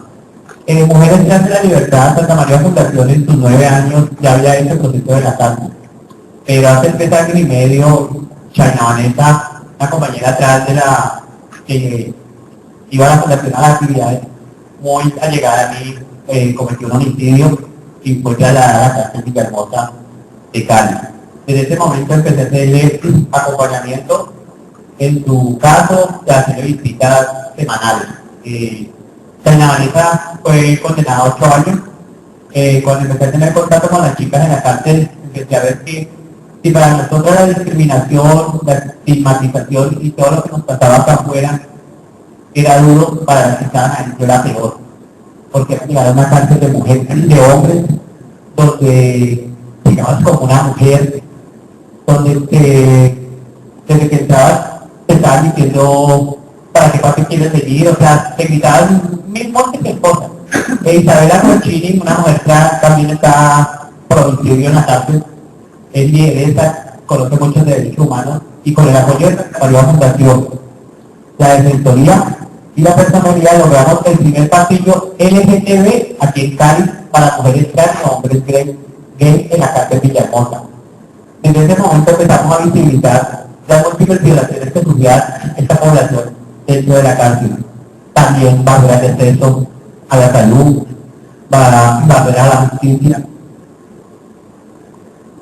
Las condiciones de las personas que van de la libertad, el hacinamiento, como los guardianes querían que las mujeres trans y hombres que fueran muy lejos dentro de la cárcel, o que hubiera control para venderlas o haber trata de personas dentro de la cárcel. Entonces empezamos a evidenciar todo lo que pasaba dentro de la cárcel, afuera. Yo escribí el capítulo, para mí es un orgullo un día que yo llevé el capítulo de la cárcel Villahermosa. Lastimosamente no pudimos entrar mucho porque es complicado, pero cuando las mujeres trans empezaron a leer este capítulo y a escribir, es que esto es lo que nos pasa, Ángel, y tú eres la única persona que puede evidenciarlo fuera con el apoyo de Santa María, porque para ti nosotros no podemos. Para mí fue un orgullo. Como les decía, el derecho a la salud para los guardianes, siempre les dicen a las chicas que para poder pagar la sanidad tiene que tener 3 puñaladas en adelante. O sea, que les dé la sangre, porque pues por dolor de muela, por apéndice, cualquier cosa que no tenga una cosa, pues para que va a salir, que no hay ni médico de aquí apenas damos acetaminofén. Entonces tengo que hacer allí, mejor muere aquí en su celda solita. Pero las chicas manifestaban eso cuando, o sea, si no estoy apuñalada no puedo salir. No puedo salir a sanidad, no me puedo doler nada, no puedo tener hormonas. Porque para nosotras muchas pensarán, ¿para qué quieren meter esa hormona? Es que nuestra construcción, es nuestra, cómo nos vamos a empezar como mujeres, nosotras necesitamos nuestras hormonas. Y si aquí no nos aplicamos así, en la casa no, ni así no les pueden aplicar porque ni las mandan, ni las dejan entrar tan siquiera. Gracias a Santa María Fundación, el derecho a la identidad de género, la expresión de género, se ha logrado en la cárcel Villahermosa. Hace unos años que hubo un caso de una compañera a la cual no llegó a la cárcel, le cortaron el cabello. Santa María intervino con la Defensoría y le mandamos a los, ¿cómo es? Bueno, obviamente, donde ya las mujeres trans no pueden cortarle su cabello y tienen una identidad de género femenina dentro de la cárcel. Diferente a la cárcel de Jamoncillo, asisto también a la cárcel de Jamoncillo, que tiene su expresión femenina, pero uniformada como macho. con unos uniformes grandes. Acá hay este pasillo que es el primero, como les digo, del sector LGTB aquí en Colombia. Las chicas pueden vestirse como ellas quieren, como sienten bien, como nos sentimos mujeres, porque no es lo mismo, o sea, que hay que entrar a una cárcel, hay que pagar un delito porque nosotros lo hemos cometido, pero que también nos sacrifiquen nuestra cuestión de género, debe ser muy triste para ellas. Los lazos sociales y relaciones interpersonales, la verdad, a la cárcel de Villahermosa solamente van familiares como la mamá de la chica, un hermano, porque todas sienten vergüenza de ir a visitar una mujer que va a la cárcel. Y nosotras que nos construimos como familia, porque nosotras somos familia entre nosotras mismas. La primera chica que le presenté, China, para mí es mi hija, porque yo la saqué a la calle, yo la saqué al ruedo, ella es mi hija, yo la visito como la madre que soy. Pero las mujeres trans no van porque sufrimos muchas discriminaciones. No por parte de los presos de Villahermosa ni por parte de los visitantes, ni por parte de los guardianes, de los servidores públicos, de los que tendrían que hacernos respetar. Pero ellos son los que nos respetan, las chicas no van. Las chicas prefieren mandarles cualquier dinero, prefieren consignarles, mandarles prácticas. Yo tengo que pagar, yo hago visitas los días sábados, visitas de hombres, donde tengo que pagarme por ahí con 5.000 hombres al lado, y apenas entramos como 3 mujeres trans por las múltiples discriminaciones las cuales sufrimos, porque si las chicas pedían a la gente si entrábamos los días de mujeres, y nosotros decíamos, no queremos ni entrar días de mujeres, ni un día especial para nosotras. Nosotros merecemos que nos respeten como somos. Podemos entrar un sábado, yo no tengo problema aquí. Ahora que ustedes me vieron al principio, estaba como nerviosa para mí aquí, pero yo no tengo problema de estar con una mujer. Porque así como respeto, quiero que me respeten. Sino que la gente tiene que empezar a aprender a respetarnos como lo que somos, mujeres trans. Gracias. Bueno, ahorita no sé, un tiempo lo que resta para un intercambio de preguntas, comentarios, no sé. Ahora sí, invito otra vez.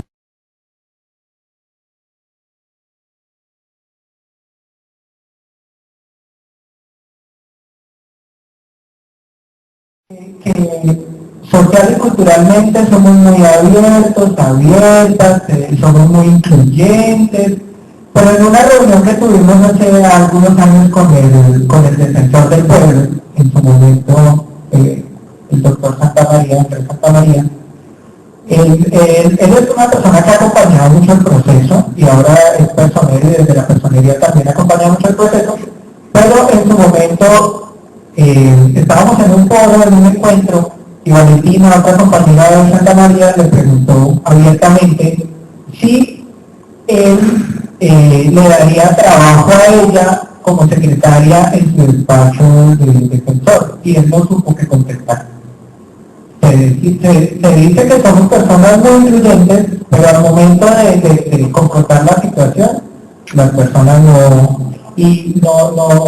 no frenteamos la situación. Y también está en la educación. También se dice, por ejemplo, porque una mujer trans no estudia lo que quiere. Una mujer trans es odontóloga. Y una mujer trans que quiere ser odontóloga pasa por los, no sé, 10 semestres que tiene que pasar en la carrera, con dificultades, con discriminación al interior de la carrera, bueno, con múltiples discriminaciones no solo de los docentes, sino también de los estudiantes. Y finalmente la mujer trans, con todo su esfuerzo, se graduó como odontóloga y tiene un título bellísimo. Y la pregunta es cuántas personas irían a un consultorio de una mujer trans odontóloga. Entonces este título queda encortado en la pared y la chica, con su título bellísimo, tiene que seguir haciendo lo que históricamente ha hecho, es el trabajo sexual o la peluquería. También te quería contestar a mi pregunta. Lastimosamente para nosotros las mujeres trans no hay oportunidades laborales. Primero porque no hay oportunidades en el estudio. Esta pregunta me causa curiosidad porque ya me la habían hecho, porque hay muchas personas que ven programas donde aparecen de pronto mujeres trans ejerciendo cargos públicos en Bogotá. Pero estas son mujeres trans que primero han estudiado y después han hecho su transformación. Y es diferente. nosotros le apostamos primero a transformarnos. Lo que decía Federico es muy importante, siempre nos preguntan, ¿por qué no estudia? Porque no quiere. Porque el cupo tal, sí, pueden haber muchos cupos, pero hay una permanencia en la universidad. Yo hablaba con mi compañera Valeria, a la cual admiro mucho, porque yo le decía ahora que estaba hoy aquí en la Universidad del Valle, es que esto debe ser no, debe ser un choque entrar a esta universidad tan grande con este poco de gente, una mujer trans, porque me imagino la discriminación, el chipeteo y todo. Estas mujeres trans de pronto que han tenido cargos públicos, pero los que primero estudiaron, y tuvieron que sacrificar su construcción como mujeres, y es muy respetable que se hayan construido después de haber estudiado, pero lastimosamente para nosotros las que nos construimos primero y luego queremos estudiar, no tenemos ese derecho, porque la sociedad no nos deja porque nos discrimina, porque somos víctimas de estigmatización. Entonces, si ahora vamos a buscar en Bogotá que ejerzan estos cargos, pero aquí en Cali no conocí la primera ni porque ustedes conocen. No está aquí en Cali. Lo que dice Andy, digamos, tiene mucho sentido y coloca, digamos, en el análisis la oportunidad, pero también reconoce un poco de la historia. En esta universidad, y creo que también tiene una edad muy concreta con las mujeres trans, conocí de manera personal el caso de una chica que estaba estudiando matemáticas y entre un semestre al otro ella decide, digamos, construir su identidad femenina y para el séptimo semestre ya terminó el sexto, para el séptimo semestre cuando quería estudiar como una mujer, pues los estudiantes le dieron la bienvenida arrastrándola por todos lados y la volvieron un harapo, y eso significó que la chica no quisiera seguir estudiando en la universidad. Hoy es una trabajadora sexual con 3 semestres de matemática pura de la Universidad de España y muy brillante. El tema es que todos están, digamos, en los cuerpos trans, en los espacios sociolaborales distintos a los que se nos han impuesto. Allí yo decía, las que han tenido la posibilidad primero de formarse académicamente y después de construir su identidad femenina es muy válida, pero también hay unas discusiones allí que no representan el esfuerzo de los intereses de la población base que estamos, digamos, por allá abajo, digamos, a las imágenes y en un mundo, digamos, completamente violento, marginal, etcétera. Nosotros tenemos un discurso y es que o somos putas o somos peluqueras, pero si trasladamos ese discurso a la experiencia de Bogotá, tendríamos que decir o somos putas, o somos peluqueras o funcionarias públicas. Funcionarias públicas en una lógica de cooptación donde la administración municipal de Bogotá, a través de la política pública LGBT, que de tema tiene mucho, digamos, queriendo mostrar una acción afirmativa, ha vinculado a 23 mujeres trans en distintos cargos públicos de la administración distrital. Pero esos cargos públicos son otros cargos públicos indistintamente que fueran mujeres trans o de cualquier otra naturaleza o identidad, porque no representan el interés ni la accesibilidad de derechos que estamos nosotros promoviendo y demandando de parte del Estado en su conjunto. Entonces son funcionarios públicos que responden a la lógica de la institucionalidad. Si una va, digamos, y otro es crisis el tema de las funcionarias públicas cuando sacaron a Petro de la alcaldía y ahora nos tocó volver a hacer putas o volver a hacer peluqueras porque no han tenido peluquería. Y eso tiene que ver precisamente con este tema. Es un proceso de reconocimiento real, es digamos, una apuesta política de la administración municipal, es un proceso de transformación que se está gestando a través de esa oportunidad laboral, o es un indicador de misión de una administración que quiere evidenciar su proceso de inclusión. Y no es solamente con Petro, yo no tengo nada contra Petro en contra su administración, pero sí contra la lógica del establecimiento. Y la segunda pregunta es sobre los hombres trans, pero por allá Valeria creo que pueden tener algo para decir. Bueno, como que hablo de los compromisos, siempre pienso diciendo que para Santa María Fundación pues ha sido muy importante, de hecho, el abordaje integral de los trans, ¿sí?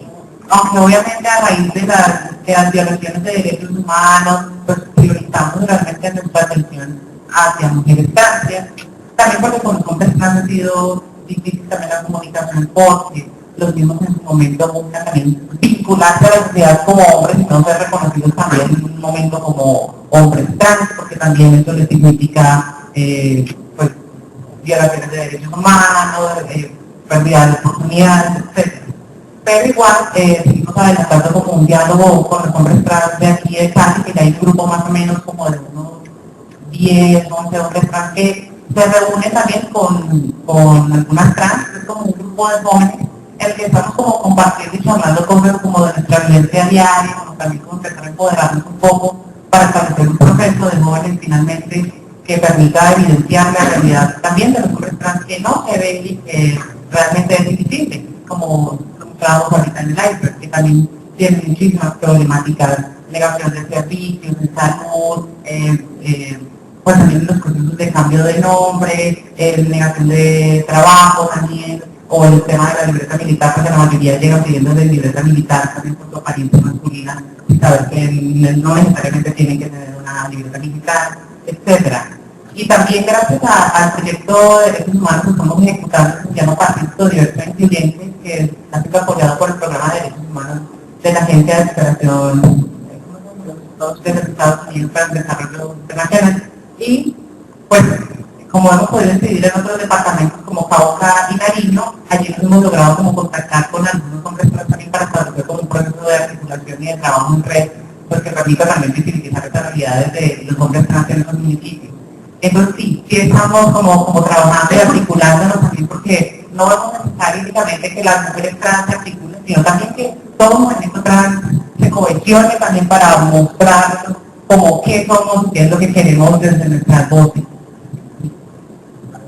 Y en Bogotá,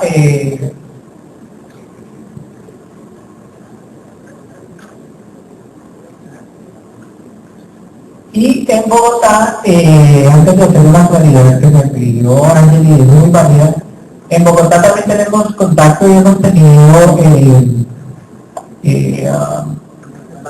acercamiento, y no solo acercamiento, sino intercambio de experiencias desde Santa María entre Tránsitos y desde Tránsitos a Santa María. Entre Tránsitos es una organización de Bogotá de hombres trans, entonces también ahí nos hemos acercado. También me decía que es importante hacer la claridad entre qué es una mujer trans y un hombre trans. Las mujeres trans son las personas que biológicamente nacen en un cuerpo masculino, pero su identidad y construcción es hacia lo femenino. Es decir, se nombra como mujer trans es a la identidad femenina y al punto de llegada, no al punto de partida, sino al punto de llegada. Las mujeres trans, como lo son Natalie, Valerie, Stacy de manera permanente y Pedro y yo de manera temporal siendo transformistas. Y los hombres trans son los cuerpos que nacen biológicamente femeninos, pero se construyen hacia lo masculino y su identidad es masculina. ¿Sí? No sé si queda muy claro. Por ejemplo, yo quisiera compartir una experiencia compartiendo la opinión de mi compañero Federico.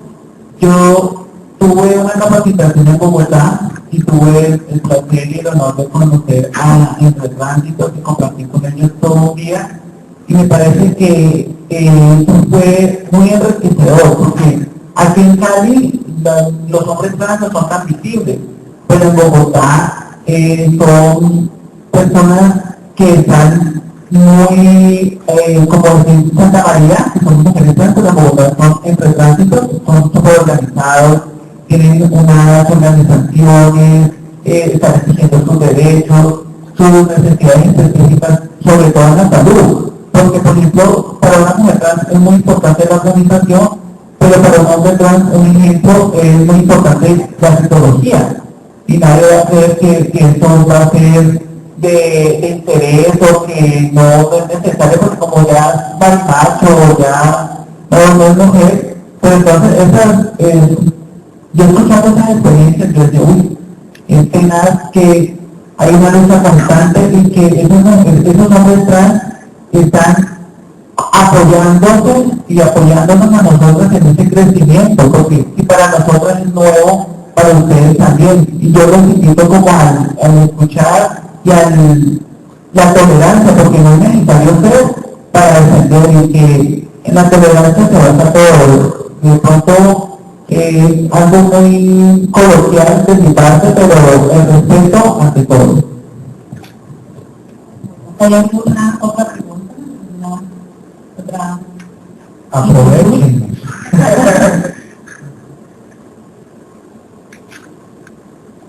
Caben.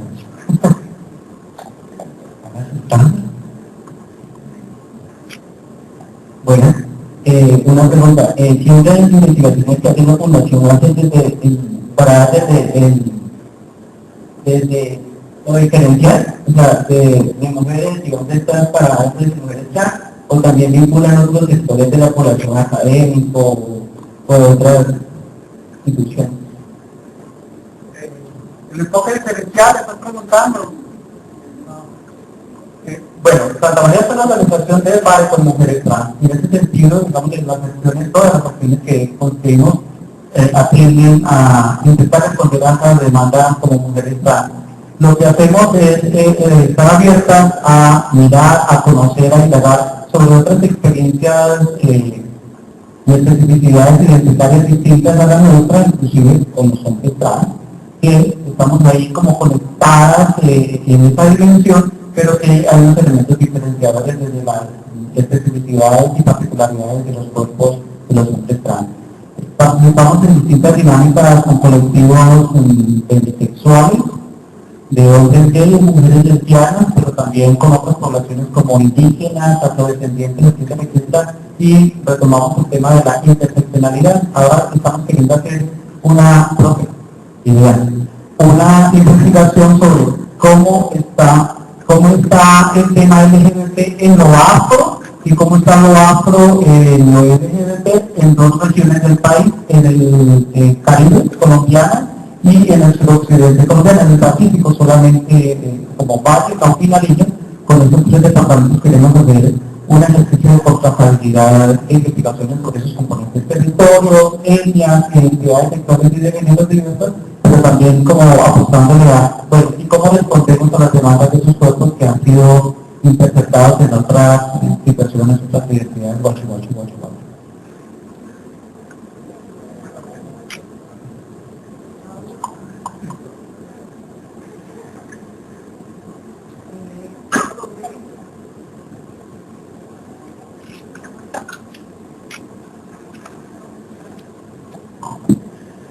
Sobre el observatorio, ustedes presentaron, sobre todo cuando mostraron la línea de tiempo, que las estadísticas que han ido retomando acerca de la violencia son tomadas de la prensa, de los sitios de prensa. Pero quisiera que nos contaran un poco más cómo ustedes sistematizan la información, no solo sobre violencia, sino todos los tres ejes.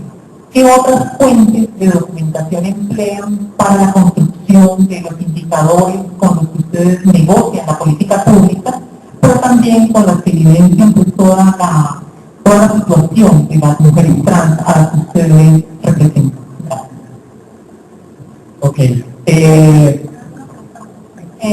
Preguntaba a lo que María Emilia, y es en la parte que tiene que ver con los abusos policiales, y que nos expliquen un poco como cuáles son los tipos de abusos policiales, como que qué es lo que ustedes han evidenciado con los abusos policiales.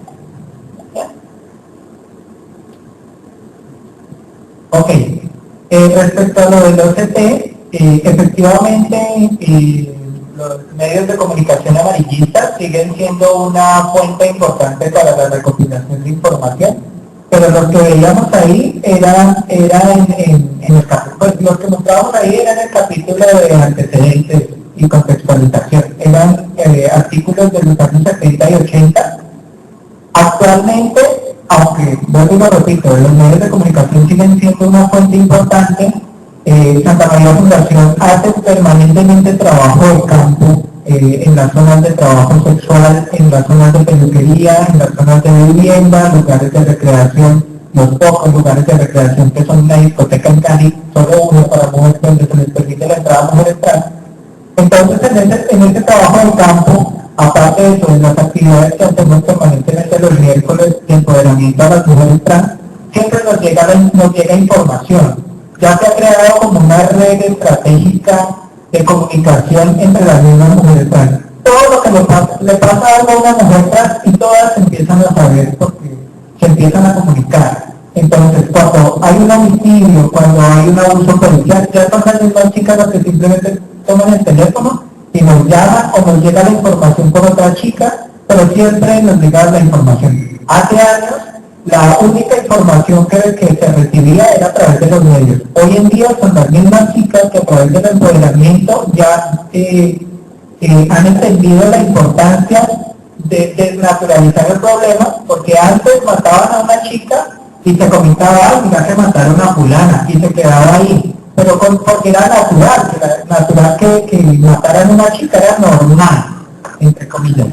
Pero ya las chicas saben que no es normal, que no se lo ganaron, que no se lo merecen, entonces esa desnaturalización de esa situación ha creado conciencia para que ellas mismas sean quienes empiecen a contar con los casos, a llevarnos la información y a través del trabajo en campo que se hace permanentemente. El observatorio está estructurado en 4 componentes. Uno de ellos tiene que ver con la formación tanto a la población base como a quienes hacemos la investigación. El segundo componente tiene que ver con la investigación. ¿Y qué hacemos en esa investigación que es la que nos permite la recabación de la información? Usamos la información de fuentes. La primera es la fuente directa, como lo decía Federico Quita, es la que nos llega a través de las compañeras o de la propia víctima o de sus compañeras. La segunda es medios de comunicación y la tercera son las instituciones del Estado, policía, fiscalía, etc. Y allí hacemos, digamos, el cruce de la información. Para poder nosotros registrar en el observatorio un caso, por ejemplo, de homicidio, tiene que cumplir por mínimo un requisito institucional que haya sido registrado en un nivel, siempre el nombre de la noticia como el Q, pero es el que se interesa por ese tipo de noticias y cuando lo aprovechamos en ese sentido, o la respuesta afirmativa de una institución como la respuesta a través de derechos de petición que la hacemos a la Fiscalía y a la CIGIN. Y aquí me parece un chiquitito. Ahora la estrategia que está haciendo esas instituciones del Estado es que trasladan los cuerpos del Cali para que no se registren en Cali para que Santa María Fundacional les haga el escándalo. Entonces, compañeras que han sido asesinadas en el territorio del área metropolitana se trasladan, por ejemplo, a Candelaria para que no se registren en Cali, donde nos cuentan de eso. Entonces, como nos llega la información a través de las compañeras, hacemos el registro y empezamos a hacer el trabajo de solicitudes a la entidad competente donde se haya trasladado ese cuerpo de la compañera. Eso, antes de ir a la de los abusos policiales, lo que acaba de decir Pedro es importantísimo, esa contrastabilidad entre la información que nos llega de manera institucional y de manera que se recopila a través del trabajo de campo. ¿Y por qué? Porque de manera institucional la información no llega completa. Y es porque los homicidios, por ejemplo, de mujeres trans son registrados como que mataron a un hombre. Entonces, cuando preguntamos en la institucionalidad, preguntamos cuántas mujeres trans han matado. No, ustedes no han matado ninguna. No, si han matado 3, pues lo que pasa es que la Fiscalía las registra a ellas como hombres. Entonces, todavía en la institucionalidad no hay ese enfoque diferencial que permita registrar de manera efectiva los casos que realmente ocurren. Tenemos más casos de los que podemos registrar, porque los casos que registramos, como lo decía Pedro, tienen que aparecer como de manera también soportada por la institucionalidad. Pero nos llegan muchos más casos que se desaparecen, que no están en Cali, como decía Pedro, que se llevan para otros lugares, entonces también hay un subregistro de casos. Yo quería contestarte la pregunta del abuso policial. Yo te he dicho que hay un antes y un después. Como les dije al principio, fui trabajadora sexual y yo siempre digo que un antes y un después, porque un antes que apareciera Santa María Fundación en nuestras vidas y un después. Yo fui víctima de abuso policial, donde me esposaban, donde me golpeaban por las razones de mando, donde nos quitaban los tacones y nos amarraban a las anillas para que quedáramos colgadas, donde nos ponían en nidos de hormigas para que nos picaran, solamente para darse el gusto de burlarse de nosotros, donde nos hacían quitar la ropa delante de 80 hombres. Cuando Santa María nace y nosotros empezamos a saber que somos sujetos de derechos, que no tenemos que correrle a la policía, porque antes de que Santa María existiera, nosotros veíamos a un policía y corríamos, a la que corrió, pobrecita que nos llevaba, pero corríamos. Cuando empezamos a ver la con ustedes y a saber que somos sujetos de derechos, en las actividades que hacemos los miércoles, las chicas ya saben que no tienen que correr, porque nosotros no somos delincuentes ni estamos cometiendo un delito. No se ha acabado el abuso policial, porque no se ha acabado. Porque mientras experimentamos 10, salen 20 más católicos, pero estamos en la lucha. Todo este trabajo de nosotros es por las que vienen atrás, porque no queremos que estas chicas pasen lo mismo que hemos pasado nosotras como mujeres trabajadoras sexuales. El abuso policial se sigue dando, que lo ocultan, pero ya las chicas estamos denunciando, ya denunciamos lo que nos pasa. Antes no denunciábamos ni cuando nos quitaban el dinero, porque nos quitaban el dinero de nuestro trabajo sexual, con el cual teníamos que mantener a nuestra familia. Santa María nos enseñó y nos empoderó que somos sujetas de derechos, que somos personas que valemos y por los cuales tenemos que luchar.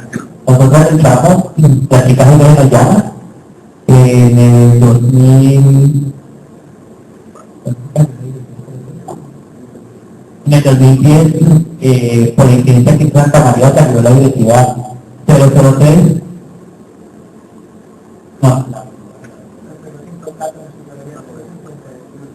en el 2009 la 05, bueno, ya está también. Es muy buena para los números. Lo que digamos es que nosotros hemos analizado y lo ponemos en las discusiones, en los diálogos con la policía, es que este diálogo ha ido cambiando un poquitín. Antes el diálogo con la policía era en las noches, en las máquinas donde nos habían colocado a nosotros parábamos en las esquinas copiando y abusaban por varios miembros de la policía metropolitana de Cali. Voy a hablar de la metropolitana de Cali porque es la experiencia que tenemos documentada en Cali, pero pasa en todo Colombia, o en Latinoamérica. Este diálogo se ha ido transformando, ya no era desde la punta del bolillo y pero el puta, sino de que yo soy una sujeta de derecho y soy un servidor público y me tienes que respetar. Eso ha significado algunos cambios institucionales también que los hemos saludado y los seguimos apoyando y saludando, pero que no han garantizado que eso se merme o se erradique como ciertamente deberá hacer. En una historia, cuando yo salí como trabajadora sexual, bueno, como a dar valor, como decimos nosotros no necesariamente como a prostituirme y a tomar que nada valor con nosotros y con mis amigas, nos tiraban las pesquisas que nos hacían, entre comillas las pesquisas que nos hacían las policías, eran con los caballos, nos tiraban los caballos encima, nos tiraban los perros, nos amarraban de las motos, nos arrastraban, nos quitaban el dinero, extorsionaban a nuestros clientes o compañeros porque pues, si no me das plata, le voy a decir a tu mujer, pues es un caporro degenerado que estás andando con un animal. Las golpizas, las torturas, cogían a nuestras compañeras, arrestos injustificados, nunca registrados en las estaciones de policía, nos amarraban de las vigas, nos golpeaban, nos echaban popollo libres de los niños policiales y quitaban a los otros presos que ciertamente habían sido reprimidos y pagantes para que nos violaran. Y eso todavía se presenta no con tanta frecuencia como anteriormente, pero se sigue presentando. Ha habido una modalidad en el cambio de la violencia policial y es que ya no les pegan tanto a las compañías porque dejan el registro físico, ahora las electrocutan. Los pistolistas las gasean también en la electrocutan, entonces una está bien bonita, le tiran un poco de agua para potenciar la carga eléctrica y quedamos ciertamente como dije. Este tipo de modalidades de violencia también se han trasladado al diálogo institucional con Santa María Fundación. las mujeres trans para la institucionalidad para la policía es que todas son los delincuentes, son unas ladronas, simplemente las que no son los que ha pasado. Hoy, lo que dice la policía, el coronel del trans y que trabaja con él, dice es que estamos siendo engañadas. Nosotros estamos engañadas porque todas son ladronas y estamos defendiendo un grupo de ladronas, de atracadoras, de antisociales, porque ciertamente los policías tienen la razón de estarlos hostigando y de estarlos golpeando. Se ha trasladado ese diálogo, se ha como cambiado un poco, y allí seguimos como insistentes en ese diálogo con la policía. Pero, bueno, vamos a ver si lo cambiamos.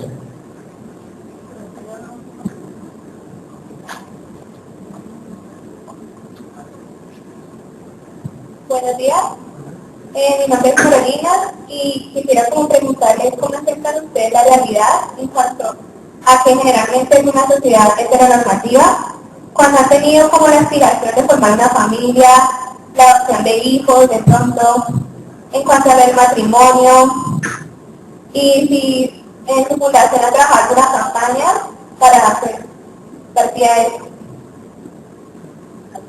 Una última pregunta.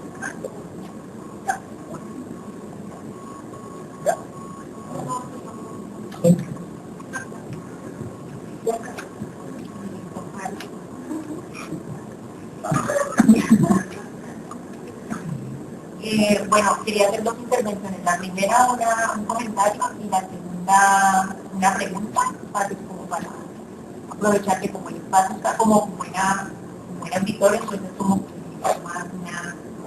poco más de información. La primera era en torno a, como era la ley de texto, entonces digamos como para contribuir aquí al conversatorio, decir que, bueno, lo interesante del trabajo del informe de derechos humanos es que, digamos, hay distintas etapas en las que se encuentra la información y la recopilación de información sobre homicidios a mujeres trans, pero también en violaciones a derechos humanos, de privadas de la libertad y de derechos a la salud, que me parece muy interesante nombrar en términos de la metodología que se utiliza. Porque cuando uno revisa las investigaciones que se han hecho, entre esas pocas, sobre este tipo de violaciones a los derechos humanos, uno encuentra que no está registrada y que no aparece institucionalmente analizada la información sobre violaciones a derechos humanos de mujeres trans, y además tampoco con la modalidad de violación a derechos humanos, sino como registros que tienen otras modalidades que no permiten mirar que son violaciones a derechos humanos. Digamos que, a mi modo de ver, el aporte que hace el informe es que, digamos que casi que entre los primeros trabajos que se realizan en Colombia sobre este tipo de temáticas es que logran utilizar una metodología que es propia, es decir, de ir directamente de las sujetas afectadas a registrar los datos que eran subregistrados por los, digamos las instancias institucionales. Digamos que eso no está registrado en otras bases de datos institucionales, no está analizado. Digamos que eso es un aporte que se realiza, y que fíjense que es un aporte que se realiza fuera del ámbito académico, es decir, y fuera del sector público. Es decir, es un aporte, digamos, metodológico y de información que habrá que revisarse constantemente, que viene desde las organizaciones sociales de base. Entonces, digamos que eso es interesante porque plantea cómo temas como estos siguen estando al margen de la producción de información, ¿no? Tiene que ver con cómo también la academia no ha logrado sistematizar esta información porque no tiene acceso directo con las mujeres, ¿no? Entonces, digamos que este yo creo que es el aporte, porque es distinto, digamos, al capítulo donde hay los antecedentes, donde se muestran las investigaciones preliminares, entre ellas solo una, que está aquí en Cali, que fue la de María Catalina, una tesis de grado donde se registraron, digamos, los homicidios en relación a la sexualidad, pero no hay más trabajos, es decir, no hay más trabajos de registro, y el registro que hace ella es en previa, porque ella tampoco tenía acceso directo a las sujetas entrevistadas. Entonces, digamos que eso ya le da más luces al informe, que me parecería rico que se hiciera, porque es información nueva, es decir, no es información que ya apareció antes. Y acaso, digamos, en los informes de Colombia Diversa, que es una organización, digamos, que ha tenido los insumos de Estado de Santa María, es decir, los informes, digamos, a nivel nacional reconocidos de Colombia Diversa, digamos, la organización más reconocida LGBT, en Colombia, digamos, reciben los insumos de la información de mujeres trans que da Santa María y que da Caribe Afirmativo. Entonces, digamos que eso ya muestra cómo los matrices de producción de información es distinta en estas lógicas porque el tema no ha sido posicionado. Entonces, ya de ahí paso a la pregunta y es cómo el informe se inscribe en un escenario político, digamos, donde podríamos empezar a hablar de cómo se discute a nivel internacional una política de género donde se hable de las identidades trans, ¿no? Digamos que ya incluso en América Latina hay un reconocimiento pues en México, en Argentina, pero en Colombia digamos que el panorama político es muy distinto. Entonces que nos aportaran cómo podríamos pensar a propósito del deplorable Congreso que nos augura cuestiones muy complicadas en términos de lo que se ha logrado solo por vía institucional jurídica a través de la tutela y cómo se puede, digamos, cómo el informe trata de dar información en torno a que se puede pensar una política de género que piense en las identidades trans.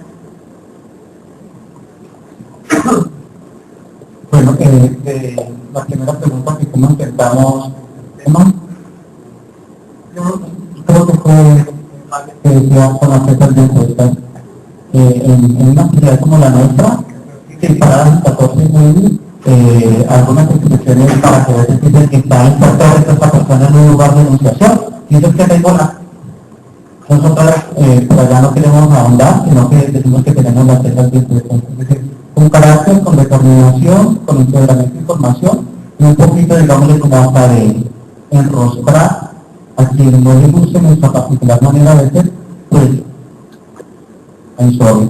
¿Qué nos pensamos respecto del tema de familia, hijos, matrimonio, matrimonio? Somos una familia social.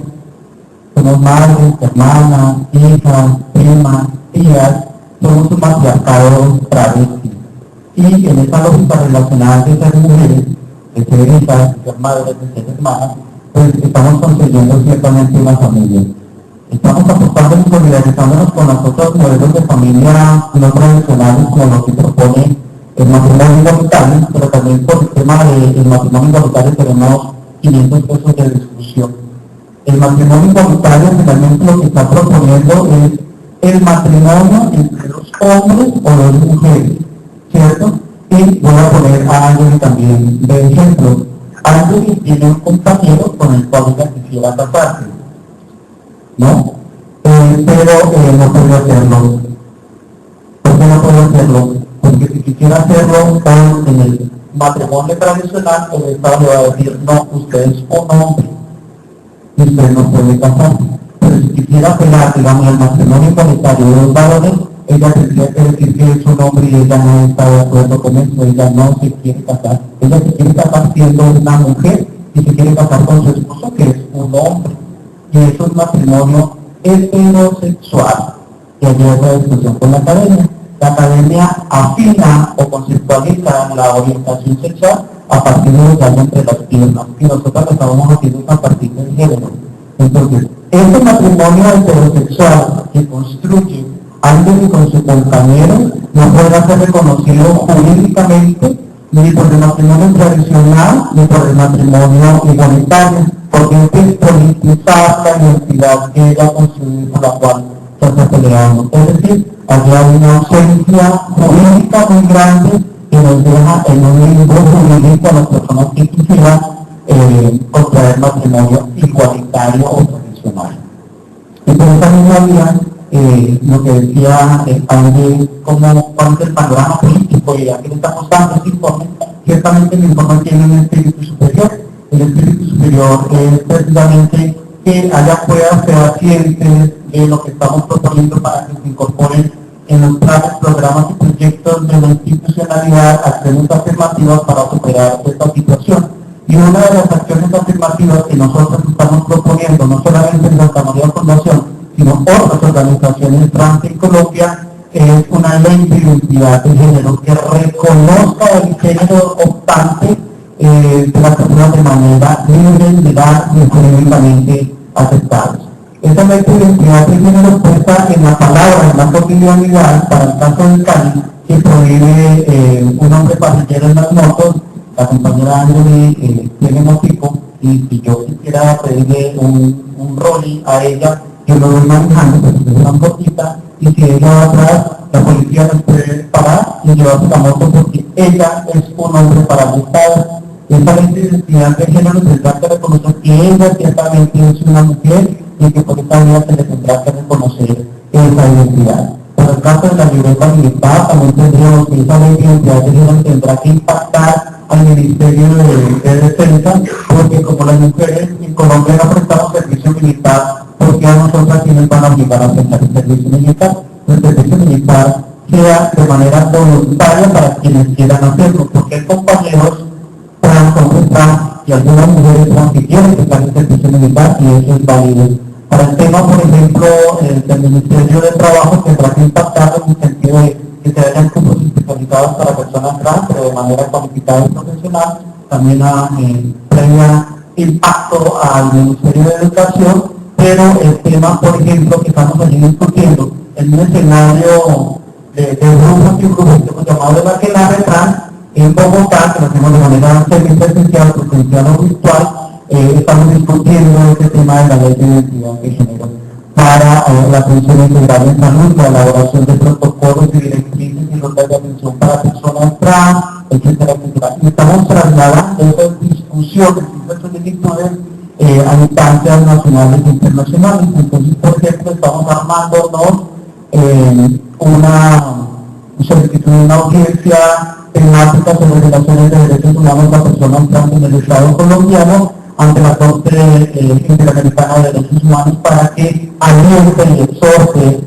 al Estado colombiano para legislar a favor de esta ley de identidad de género con algunos, digamos, elementos que hemos identificado en el tema de salud, de educación, de trabajo, de vivienda, de recreación y deporte, etcétera, etcétera. Eso es más o menos, digamos, lo que le está aportando el informe como un aporte documentado sobre la situación, pero desde el quehacer de las organizaciones trans que estamos apostando a la ley de identidad de género, y no como la satisfacción del derecho mismo, sino como un instrumento que apalanque la accesibilidad del derecho. Básicamente es eso lo que intenta ver este informe. Sí. Bueno, muchísimas gracias a Santa María Fundación. Espero que haya más oportunidades. Ahí dejamos unos informes para que ustedes en RIP, al último lo vayan a lo puedan hacer. Muchas gracias.